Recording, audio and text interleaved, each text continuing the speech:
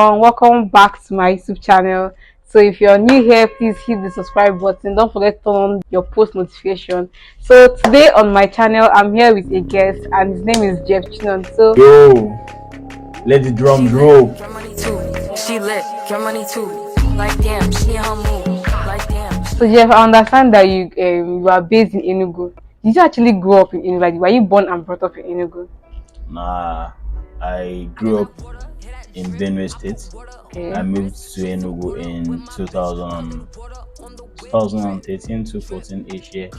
Yeah, so since then, you just like anyone, you've just been here. Well, basically, I got to build my clientele and fan base in this city, and originally I'm from Enugu, so yeah, I love my city. Okay. Yeah. I would like to know what gave you the inspiration to start photography, and when did you start exactly? Photography for me has always been a part and parcel of my life because right from when I was a kid, I had this very big love and admiration for cameras, so it has always been there in me. But then what actually prompted me to take on the journey is, I'm not even gonna lie, hunger. When hunger deals with you, you just have to find the means to make money. And then I started doing the stuff. I found out it was something I really loved doing and I was passionate about, and you are good at it. We're here now. Can you let us know? I'm sure people would like to know, because every field have this particular experience that you can never forget, like that worst moment that you're like, ups and downs, yeah. So what was that worst moment in photography for you? Like, even if it's like based on customer relations or whatever, like that moment that you know, like your worst experience so far. Honestly, like this would be very, very difficult to pinpoint because trust me, like there have been lots of amazing experiences over the years, and there have also been ugly ones. And well, I think the bad experiences was actually the starting point for me. I knew then when I haven't really mastered my arts, and then I'll have to probably have to edit a certain work over and over again simply because the clients are not satisfied and all that.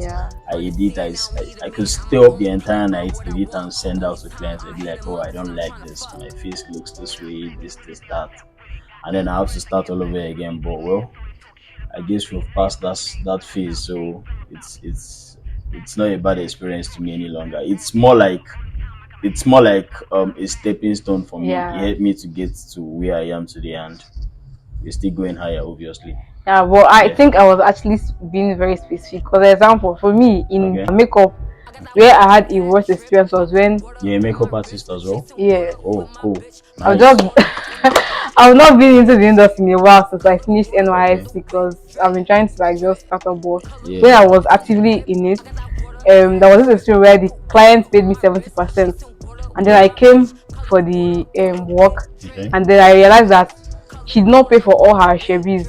There are some that she didn't pay for, and then she now came on that day. She's trying to make it in a way that I'm going to do scores for the rest of their shebies because of I reduced scores based on the fact that she paid together with everyone. I said, no, this is an individual payment. They are paying me individually. So we had that issue, and then it affected what she was paying me. And I didn't want to react in a way that it will create a bad image for my own brand. So I have to take the money like that. And people are telling me, no, you have to stand for yourself. They have to pay this money and all of that.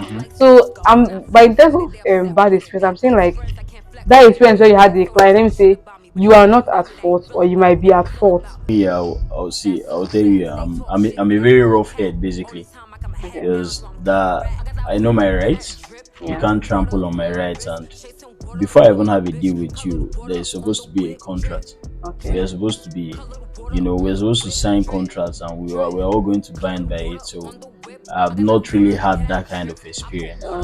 Right from the onset, I've always been very particular about agreements. You've not gone for an outside work, and then you can see that it was not exactly what the client told you that it's going to be. No, obviously that has happened a lot of times, and I'm not going to reveal it.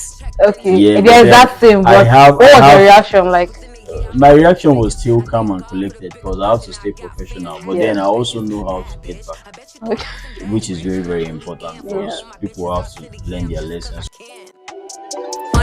Far in your career, what was this highlight like? either the best job ever, like in terms of either payments or experience or exposure? What was like the highlight of your career so far? The highlight of my career. I Yeah. think the highlight of my career is basically when I take on personal projects, not even contracts. Do you understand? When I carry out my own personal projects, not even project I get paid for. Or Cause then I am able to do my thing. I am able to express myself the way I want. Because yeah. the thing is, sometimes clients approach me, and then it's not like I can't do that thing they want, but then probably deep down in my head, there could be a different way I want A to go better about way. it, and they might not, relate with that. Yeah. So the highlights for me is basically when I do my own personal projects here. Okay. Thank you all for watching. Hope you enjoyed it. Please do not forget to To subscribe, don't forget to like, don't forget to share. Just make sure you keep coming back to this channel for much super duper videos, because Timara Billions got all the content you'll be looking for.